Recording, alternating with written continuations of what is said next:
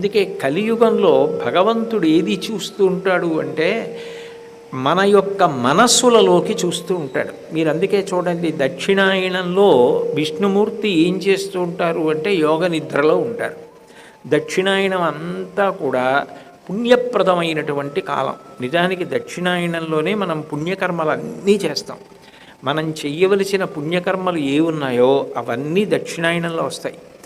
మీరు ఏ గొప్ప గొప్ప మాసాలు తీసుకుని ప్రయత్నం చేయండి. ఆశ్వయుజ మాసం మీరు చూడండి, దేవీ నవరాత్రులు. కార్తీక మాసం చూడండి, భేదం లేకుండా ఆరాధనా పద్ధతి, తేలికగా దీపం వెలిగించి తరించడం, ఇటువంటివన్నీ కూడా. ఇప్పుడు మార్గశిర మాసం నడుస్తోంది. మాసానాం మార్గశీర్షోహం అంటాడు. మాసములలో మార్గశిర మాసాన్ని నేనే అన్నాడు విష్ణుమూర్తి.